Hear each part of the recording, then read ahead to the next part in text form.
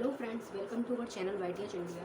And today we are going to discuss the remaining topic of Jainism and Buddhism. हमारा Buddhism और Jainism का कुछ remaining topic रह गया था, तो उस पार्ट को आज हम कवर कर लेते हैं और इसके बाद जो है हमारा बुद्धिज्म और जैनिज्म का जो पार्ट है वो भी खत्म हो जाएगा। तो हम जो थे अब बात करते हैं इसके प्रथम उपदेश की। हमने जो था इसका एनलाइटमेंट तक बात कर ली थी कि जब इनको एनलाइटमेंट हुआ यानी निर्वाण हुए ये, ठीक है, तो ये कहाँ पर हुए थे? पीपल ट्री के नीचे। अब हम इसके आगे की बात करते हैं कि इन्होंने अपना प्रथम उपदेश कहाँ दिया।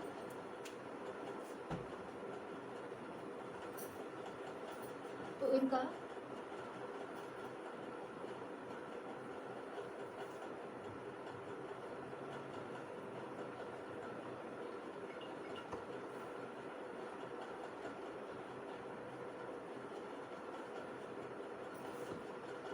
अगर हम बात करें इनके प्रथम उपदेश की,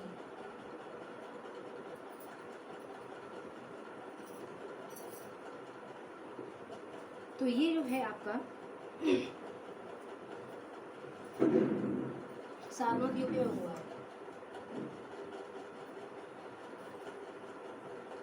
और उन्होंने किसको दिया था? ये ब्राह्मण डिसिप्लिन, यानी इनका कोई ब्राह्मण शिष्य था, इन्होंने वो पहला जो अपना उपदेश था इन्होंने उसको दिया था सारनाथ। और आपने अगर देखा हो तो सारनाथ में जो है यहाँ पे विजय स्तंभ बना हुआ है, आयरन पिलर जिसे बोलते हैं, लोहे का बना हुआ है, वो सारनाथ में ही बना हुआ है। इसके अलावा हम बात करते हैं इस प्रथम उपदेश को क्या बोला गया? धर्म चक्र परिवर्तन।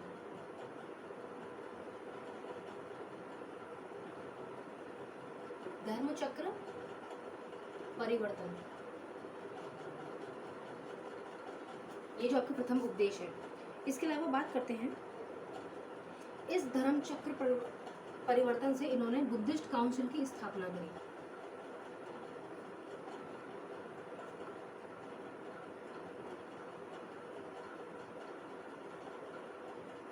एक बुद्धिस्ट काउंसिल की जो है आपकी स्थापना हुई धर्म चक्र परिवर्तन के माध्यम से। अब हम बात करते हैं कि इनके फर्स्ट डिसिपल कौन थे, इनके पहले शिष्य कौन थे।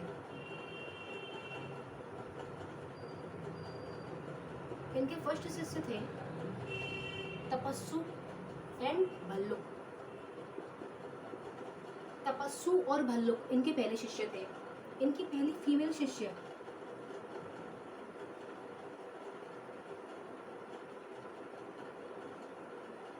इनकी माता प्रजापति गौतमी,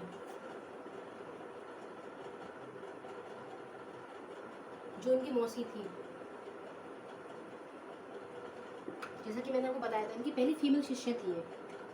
बात करते हैं इनके चीफ डिसिपल, मतलब इनके मेन शिष्य, मेन शिष्य की बात हो रही है, तो वो थे आनंद अनुपाली।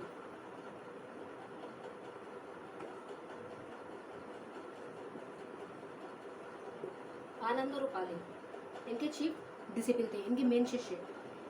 इसके अलावा इन्होंने सबसे ज्यादा उपदेश किस भाषा में दिए हैं?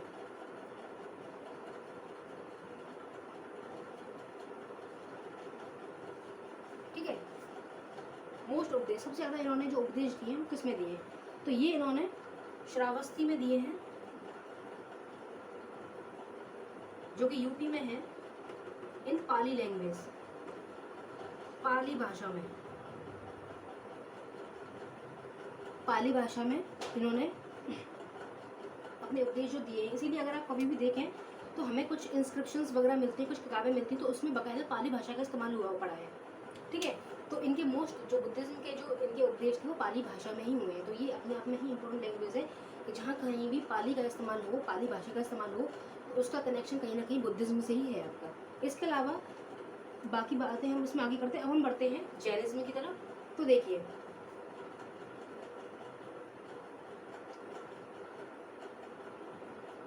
इनके एल्डर जो ब्रदर थे आपके, जो 23 तीर्थंकर थे, वो थे नंदीवर्धन। यहाँ तक तो हमने पढ़ लिया था। अब देखिए जब इन्होंने गृह त्याग किया,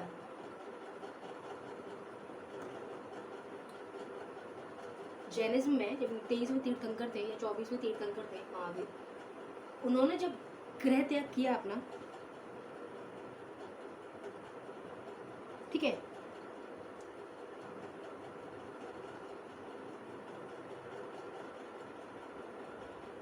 ठीक है, इन्होंने 30 साल की उम्र में अपना गृह त्याग कर दिया। किसकी परमिशन से? By the permission of Elder brother. अपने बड़े भाई की परमिशन से जो है इन्होंने 30 साल की उम्र में गृह त्याग कर दिया था। जबकि बुद्धिज्म में अगर हम देखें तो 29 ईयर की एज में इन्होंने जो था अपना गृह त्याग किया हुआ था। अब देखिए इनको ज्ञान कब मिला है? 12 साल बाद इनको ज्ञान मिला था। 12 साल बाद इनको जो है ज्ञान की प्राप्ति हुई। एनलाइटेड हो गए थे आपके, यानी 42 वर्ष की उम्र में, 22 ईयर्स की एज में जो थे ये एनलाइटेड हो गए थे। ठीक है, तो हुए कहाँ थे? केवल्य में। एनलाइटेड इन केवल्य। केवल्य में जो थे ये एनलाइटेड हो गए थे आपके। कहाँ हुए थे?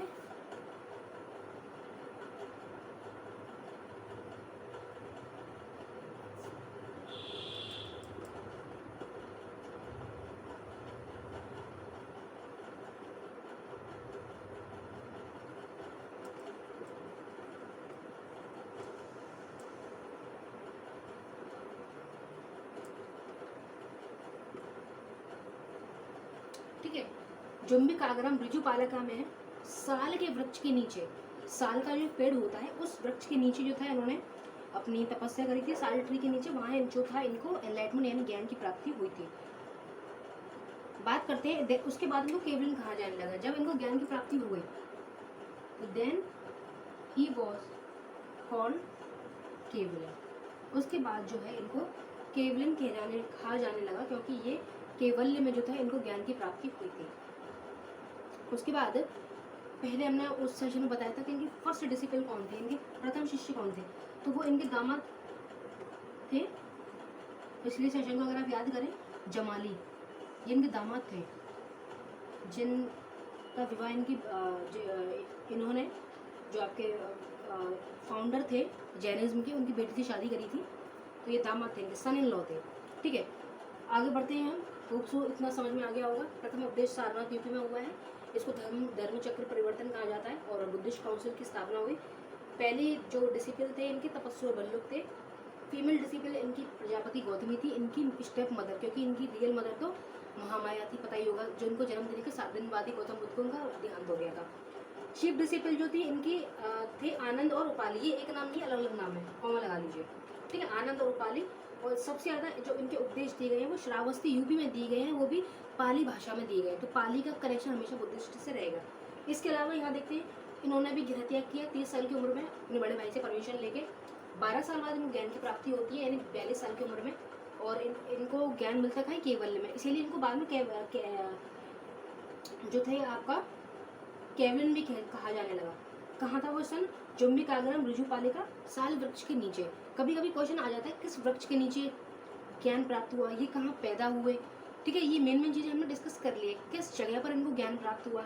ठीक है, मेन क्वेश्चन यहाँ से बनेंगे, डिसिपल वगैरह से पूछ लेते हैं, लेकिन मेन जो है, जो हमने पिछला सेशन अब तक पढ़ा है ना, कि ज्ञान की प्राप्ति कहाँ हुई है, प्रथम उपदेश कहाँ पे दिया। ठीक है, मोस्टली प्रथम उपदेश ही पूछेंगे, ऐसे क्वेश्चन ज़्यादा आएंगे आपके क्वेश्चन में।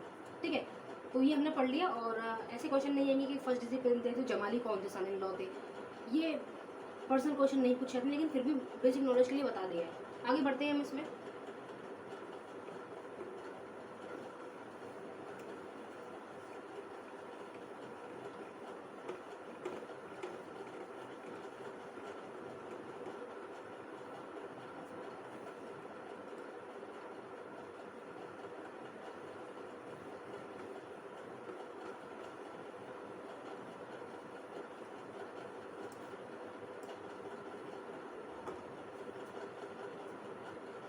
अब हम बात करते हैं इनके आखिरी दिन कहाँ बीते, लास्ट डेज ऑफ लाइफ। ठीक है, इनकी लाइफ के आखिरी दिन भी कहाँ बीते, तो इनकी लाइफ के आखिरी दिन इनकी कुशीनगर में बीते।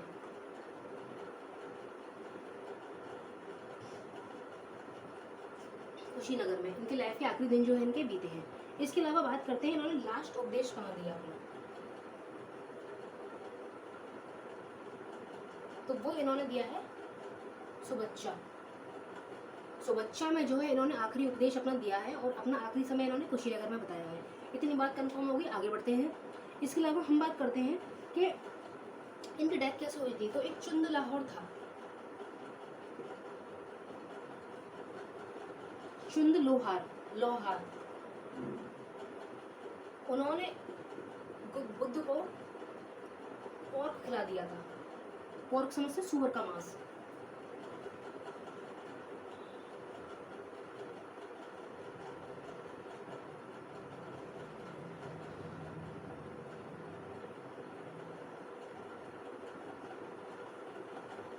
ठीक है, सूअर का मांस खिला दिया था, जिसके कारण इनको क्या हो गया, डिसेंट्री, दस्त हो गए, और जिससे क्या हुआ, इनकी डेथ। ये डायसेंट्री जो इनको हुई ना, और सूअर का मांस खाने से, वहाँ इनकी डेथ हो जाती है आपकी बुद्धिस्ट गौतम बुद्ध की। उसके बाद मरते कब है, 483 BC में। तो 483 BC में डायसेंट्री के कारण, ठीक है, इनकी जो है डेथ हो जाती है। ठीक है, बात आगे करते हैं हम। इनकी डेथ को कहाँ बोला, क्या बोला गया। तो इनकी डेथ को जो है महापरिनिर्वाण बोला गया। इस घटना को जो है महापरिनिर्वाण बोला गया। ये क्वेश्चन आ सकता है यहाँ से, अगर आएगा तो, कि इनकी डेथ को बोला गया। ठीक है, जो प्रथम उपदेश दिया गया उसको क्या बोला गया, ज्ञान हुआ उसको क्या बोला गया। ठीक है, गृह त्याग किया गया, उसको गृह त्याग इन्होंने किया, उसको क्या बोला गया। ठीक है, महाविनिष्क्रमण, 29 साल की उम्र में इन्होंने जो घर छोड़ा था और 6 साल तपस्या करके इनको ज्ञान प्राप्त हो। ऐसे क्वेश्चन आने की संभावना ज़्यादा रहती है। तो अब हम बात करते हैं कि अब कुछ बुद्धिस्ट काउंसिल हुई है आपकी।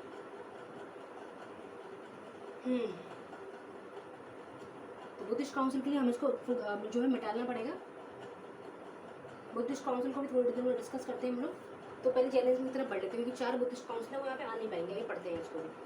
ठीक है, अब इनकी डेथ जो है हो चुकी है। अब मेन जो है आगे बढ़ेंगे हम बुद्धिस्ट काउंसिल के लिए।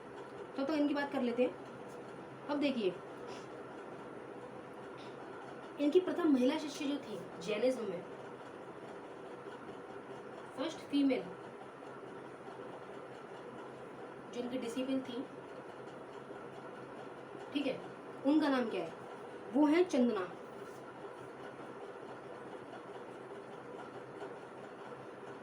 उनका नाम है चंदना। इसके बाद हम बात करते हैं कि इनके फेमस यानी चीफ,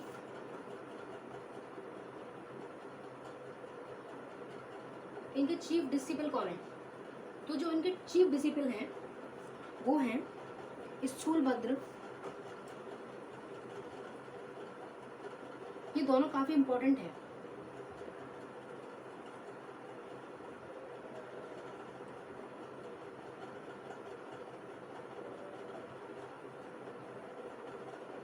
स्थूलभद्र एंड आपके भद्रबाहु।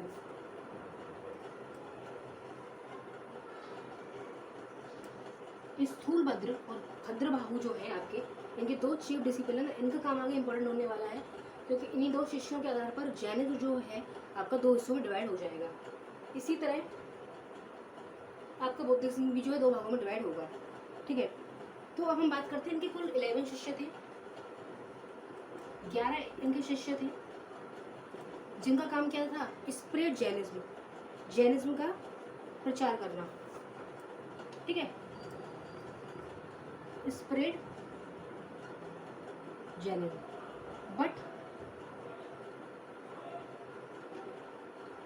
ड्यूरिंग प्रोपागेशन, ठीक है, ड्यूरिंग हिज पीरियड, इसी दौरान क्या होती है कि 10 डिसिपल डाइड, 11 में से 10 मर जाते हैं। ठीक है, 11 में से 10 की मृत्यु हो जाती है, इसको जो है इस पूरे धर्म को फैलाने के दौरान। उसके बाद हम बात करते हैं, एक रह गया एंड 1 लेफ्ट। उसका नाम जानते हैं क्या है, उसका नाम है आर्य।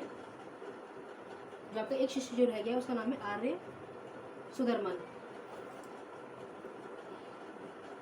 आर्य सुधर्मन, यही आपका शिष्य जो था बचा था, बाकी 10 के 10 उनकी मृत्यु हुई थी जैन धर्म का प्रचार करने के दौरान। मुझे नहीं लगता कि यहाँ तक आपको कोई दिक्कत है। अब हम बात करते हैं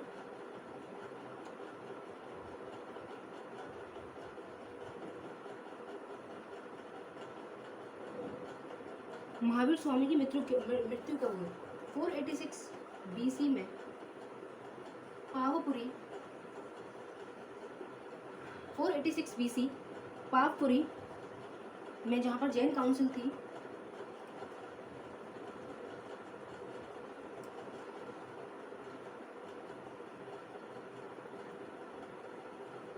खाली इतना ही लिखिए, पावपुरी में जो थी इनकी डेथ हो गई। 486 BC में पावपुरी में महावीर स्वामी जी की मृत्यु हो गई। हमने दोनों की मृत्यु तो पढ़ लिया, ये कहाँ इनकी डेथ हुई और इनकी डेथ कहाँ हुई। इनकी पावपुरी में 486 BC में डेथ हुई और इनकी 483 BC में डेथ हुई डायसेंट्री से। ठीक है,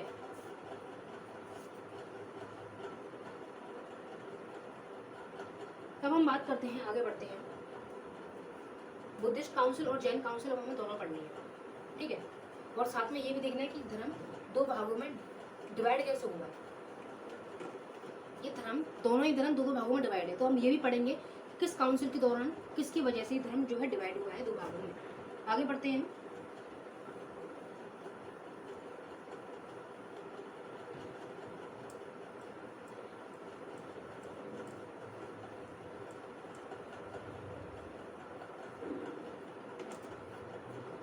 हम बात करते हैं बुद्धिस्ट काउंसिल की।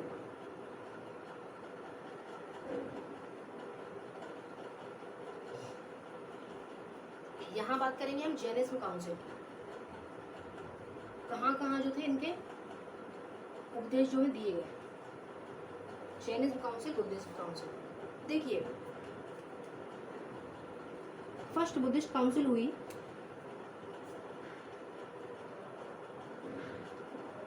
वो हुई है 483 BC राजगृह। ठीक है, किसके तो टाइम पीरियड में अजात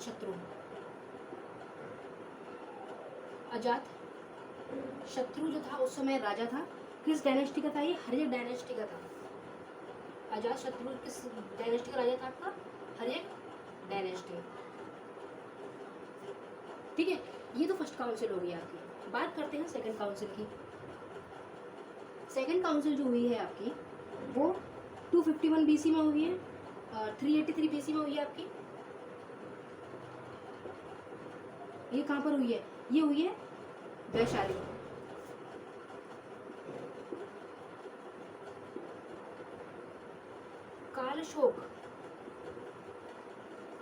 कालशोक जो है ये राजा था, किस डायनेस्टी का था? शिशुनाग वंश।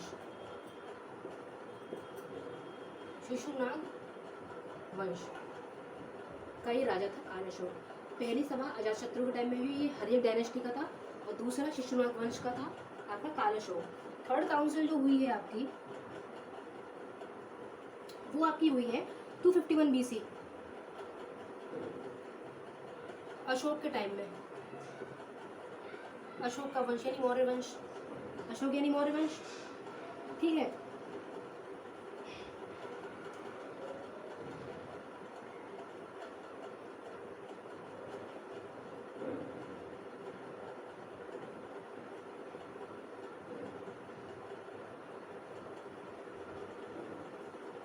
उसके अलावा फोर्थ काउंसिल जो आपकी हुई है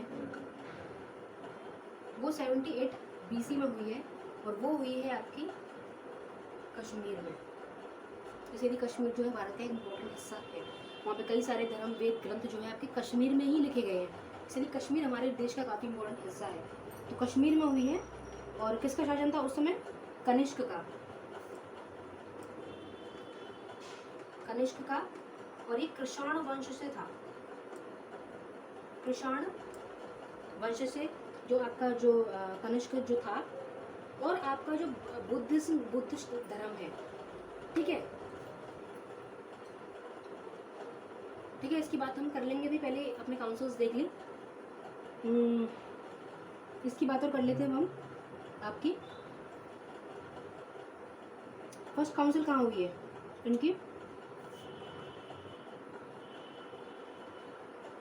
इनकी जो फर्स्ट काउंसिल हुई है वो ये 300 BC पाटलिपुत्र,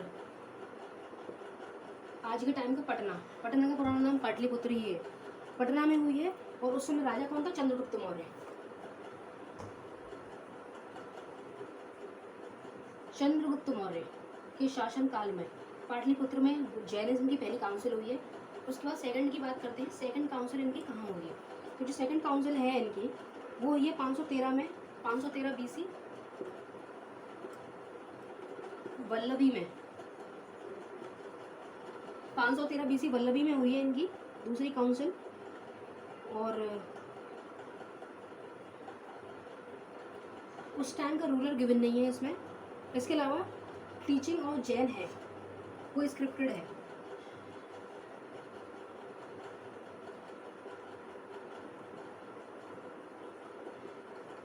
यानी वो लिखी गई है, स्क्रिप्टेड मतलब किताबों में लिखी गई है। और वल्लभी के टाइम में जो रूलर है वो अवेलेबल नहीं है, उसका कोई रिकॉर्ड नहीं है, ठीक है। तो टीचिंग्स ऑफ जैन स्क्रिप्टेड है। इसके अलावा बात करते हैं कि देखिए ये जो धर्म है दो हिस्सों में बटा, बुद्धिस्ट जैनिज्म। तो वो दो हिस्से इसके कौन से थे? वो थे एक तो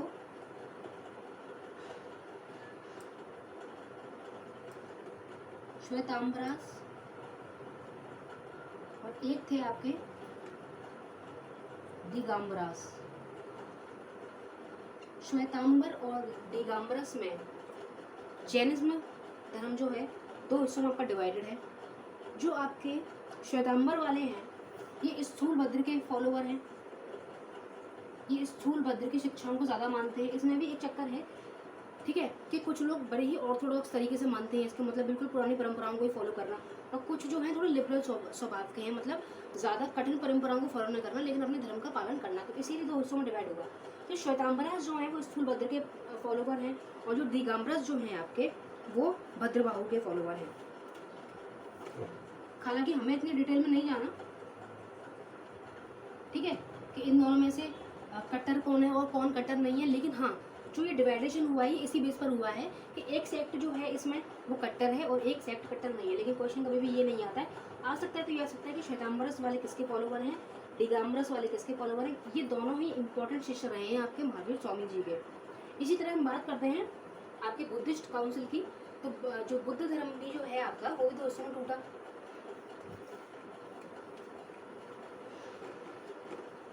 ठीक है ना, ये भी दो धर्म में टूटा। तो इनका कौन सा था? एक था इनका हीनयान और एक महायान सेक्ट। इनका भी टूटने का आधार यही था कि एक बड़े ही कट्टर तरीके से जो है इनकी टीचिंग्स को फॉलो कर रहे हैं, एक जो है थोड़ी लिबरल है स्वभाव में, मतलब थोड़ी सी आज़ादी, थोड़ी सी छूट है। तो इसमें आपका इतना ही सेक्ट है। एक बार इसकी सेकंड काउंसिल और चेक कर लेते हैं, जो इसकी थर्ड,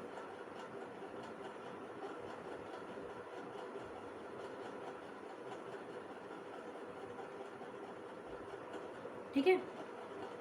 तो इसमें इतना ही है आपका, और इसी के साथ साथ आपका बुद्धिज्म और जैनिज्म वाला टॉपिक जो है फिनिश हो रहा है।